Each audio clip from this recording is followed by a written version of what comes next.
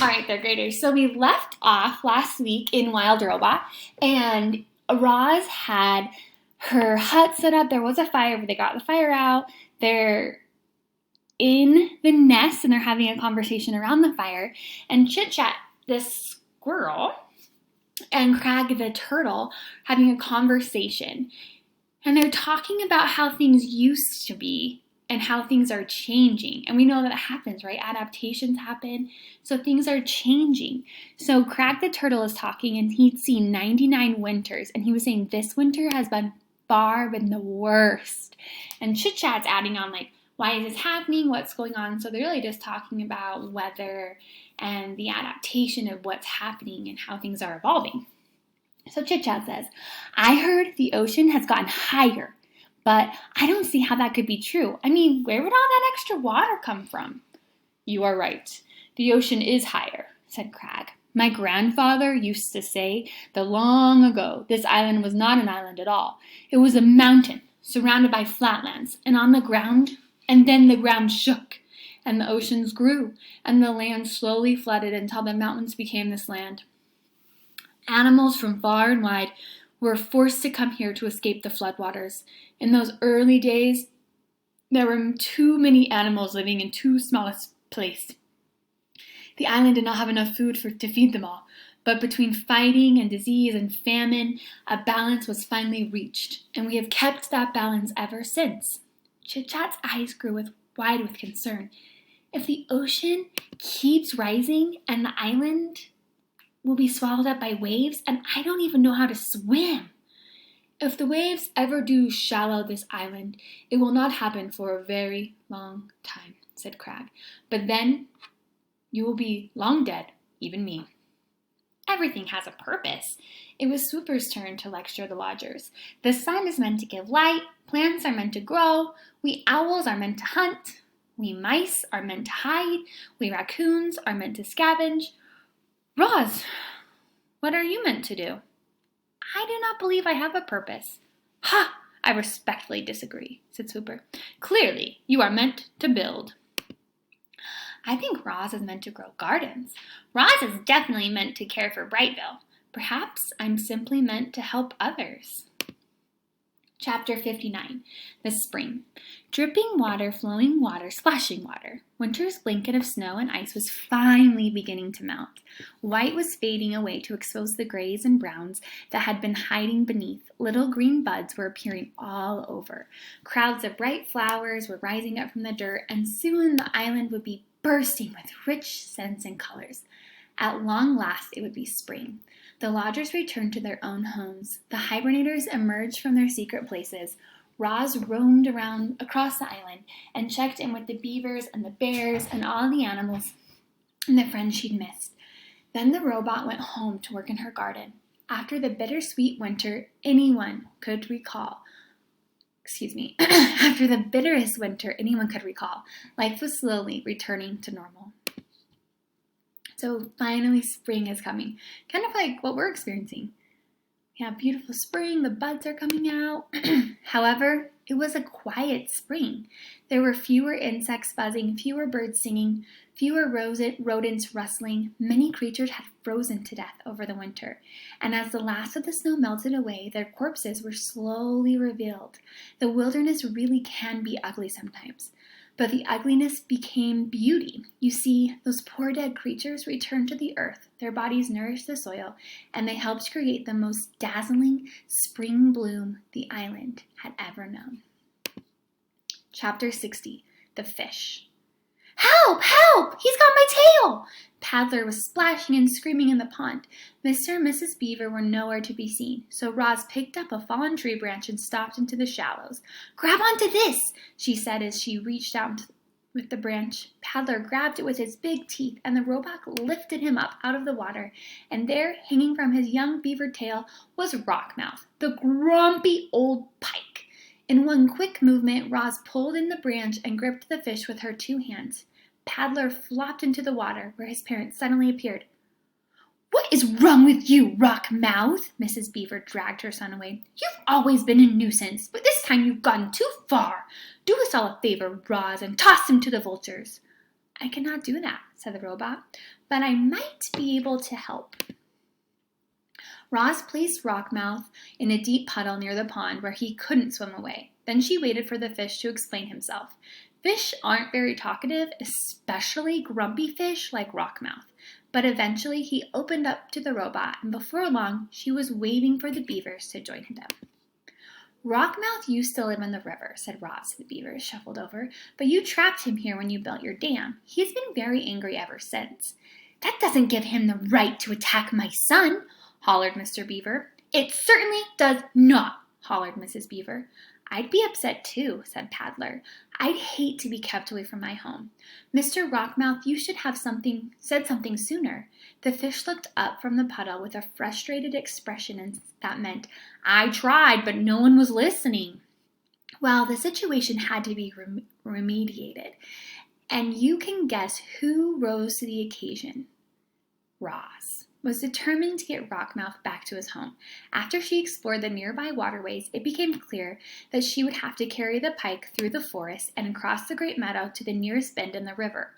I need a large container, said Roz to the beaver, something I can fill with water so Rockmouth can breathe while I carry him home. I could make it myself, but I thought you might like to help. It couldn't have been easy to overcome her anger with Rockmouth, but Mrs. Beaver had a chance to cool off. She finally came around. I suppose we're partly to blame for this whole situation, she muttered. Then the beavers did the right thing, and together they carved out a wooden barrel for the fish. Here you go. Mrs. Beaver rolled the barrel over to the puddle, where the robot and the fish were waiting. This should work nicely. Rockmouth, I hope you're happy back in the river. Rockmouth just flicked his tail in a way that meant, will someone please take me home now? Roz filled the barrel with water and the grumpy fish, and then they were off. She carried Rockmouth through the forest and across the meadow until she was standing on the riverbank. Welcome home, said the robot when she tipped the barrel and the fish plunked into the river. Rockmouth's face poked above the surface. He flashed his big toothy grin and then he quickly swam away.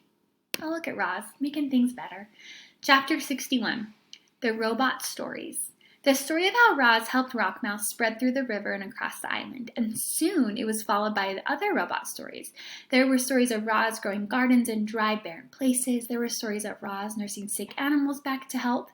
There were stories of Roz creating ropes and wheels and tools for helping her friends. But most of the new stories were about the robot's wilderness.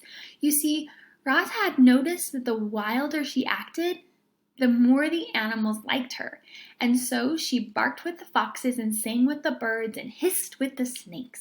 She romped with the weasels, she sunbathed with lizards, she leaped with deer. That spring was a very wild time for a robot. So she's starting to blend in with the animals and they're becoming her friends. Chapter 62, The Return. It was a quiet afternoon on the pond, but the quiet was gradually being overtaken by sounds not heard around there for many months. The sounds grew louder and louder, and then a flock of geese appeared above the trees. Honk, honk, honk. Most flocks of geese move lazily through the sky and trail off in wobbly lines, but not this one. This flock was fast. It flew in a perfect V formation, and it was led by a small, graceful goose. The flock flew once around the pond before gliding down and gently splashing in the water. These geese gathered in a tight group in the middle of the pond. They floated for a while, softly honking to one another, and then the leader broke away from the others. He swam straight toward the nest, waddled into the garden, and fluttered up to his mother's shoulder. Welcome home, son, said Roz.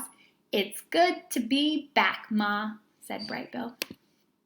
Oh, look, he's back. But he's a grown goose now. Chapter 63, The Journey.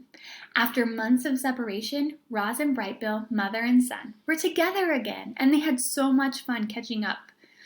They went into the nest, and the robot built a fire. Then the goose gazed into the flames and told the story of his winter. This is what he said. We spent the whole first day of our migration flying over the ocean. It seemed like the ocean would go on forever. But just when the flock was getting tired, Longnut pointed to some tiny island on the horizon. We flew down to one of the islands and ate dune grass and rested our wings. After a few days of hopping from island to island, We reached the mainland and continued over fields and forests, and then the snow began to fall. I'd never seen snow before, and at first I thought it was beautiful, but it just kept coming.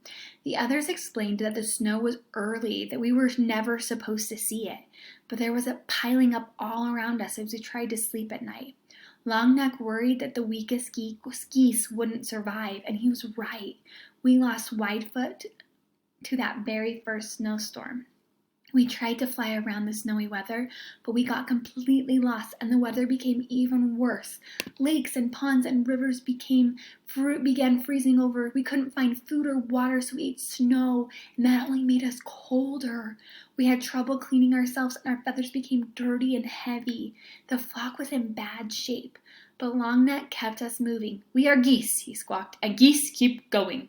One day, we were struggling through a snow shower when we saw something called a farm. It had a perfectly square field and enormous buildings, and stomping her way through the farm was a robot! She looked just like you, Ma. Longneck sent me over to speak to the robot, but I couldn't understand anything she said. So I just followed her through the farm and around a corner, and then I saw something I never expected. Plants! Bright, colorful plants. I didn't understand how plants could live in such a cold weather, but then I saw that they were actually inside a building. I learned later that the building was called a greenhouse and had clear walls made of something called glass. The robot pressed a button on the wall and the door slid open and warm air came rushing out. I hadn't felt warmth in so long that I just had to follow her inside. Mom, it was like summer in there. The air was warm and sweet and sticky, and there were rows and rows of different plants. The robot didn't pay any attention to me, so I wandered around the greenhouse nibbling on leaves and drinking from puddles. Then I heard a scratchy voice behind me. "If I were younger, I would have killed you by now." I spun around, and there was an old cat. She walked on stiff legs, and her fur was gray and clumpy. The cat's name was Snooks, and she didn't seem very nice. But then she saw the other geese out in the cold, and their faces pressed against the glass, and she told me how to open the door. "You can rest here," said Snooks as the flocks hurried in, "but stay out of sight. The humans aren't as friendly as me." None of us knew what humans were, but we didn't care. We were just happy to be out of the cold. Loudwing was so happy she cried. The flock drank and ate and bathed and slept and stayed out of the way. Snooks showed us where to leave our droppings so they wouldn't be noticed. And after a few days, the greenhouse became our home. Once or twice a day, the robot would go outside and return with a box or a bag. But most of the time, she stayed inside and quietly worked on the plants. There was a barn that I just had to explore. It was filled with animals and machines and piles of straw and 2 robots. One robot was fixing a broken door when I walked in. She was using a loud spinning tool called a saw. She pushed through a long piece of wood and dust shot into the air. Everything was going smoothly until she suddenly lurched forward and sliced right through 3 of the robot's fingers. But she was fine. A minute later, there was a thwip sound as she popped on a new hand. Then she went right back using the saw again. The other robot worked with the animals, chickens, sheep, pigs, cows, they all in cages. The chickens kept asking me how I'd gotten out of my cage. I was explaining that I never had a cage when I heard panicked squawks coming from the greenhouse. I ran back and found that a human had discovered the flock. We didn't know what he was saying, but he looked really angry. Longneck tried to defend us. He got in front and spread his wings and honked, but the human wasn't afraid. He pulled out a shiny stick and pointed it right at Longneck. Snooks hissed, "Look out! He's got a rifle!" Suddenly, a bright beam of light shot out from the rifle, and Longneck slumped to the floor. He was dead, Ma. The flock was so scared. We fluttered around and honked and knocked over plants, but the human kept moving toward us, pointing his rifle. So I pegged the button open at the door, and we ran outside into the cold and flew away from there as fast as we could. Without Longneck, the flock needed a new leader. Everyone wanted me to lead. I didn't know what to do, so I started by repeating Longneck's words. I squawked, "We are geese, and geese keep going." Then I took the point and the flock spread out behind me. The weather had us all turned around and nobody knew which way to go, so I just led us straight south. We saw more robots and humans and buildings, and we didn't stop. We knew we were way off course when we saw the ocean again, but at least it was a little warmer by the water, so I decided to follow the coast for a while. Then there were more buildings by the coast. Most of them were on land, but some were in the ocean. The ocean buildings were dirty and crumbling and leaning in different